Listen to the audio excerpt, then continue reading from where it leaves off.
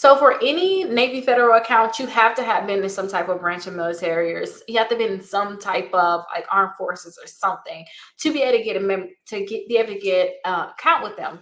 Now, to get an account too, you can also have like a family member too. So that's how I got it. I said, hey, my granddad is in the Navy. They gave me that account right away. Now, I am not in any type of military or anything like that. So my kids, they're going to have to say, my great granddad. And I was like, no, we ain't going to do none of that. So what I did was I got my kids, all of them, a savings account with Navy Federal. So now they automatically are into Navy Federal. They already have their unique membership. So now they have a membership.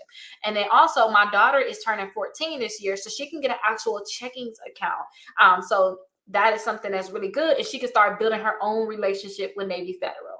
But you do have to have some type of, you have to be in some type of military to be able to get the membership on your own. Now, some people have been saying like, I seen that the credit plug put something out about people getting their accounts closed, and I'm like, oh my gosh, that is crazy. I guess for sponsoring people, and I guess some people was like charging people to get into Navy Federal. I just would not do that, y'all. I'm not that person. I'm scary. I'm real life scary now, and that's just because I messed up my credit before. I have to fix it back up. I'm not gonna mess it up, and I had somebody else mess up my credit too.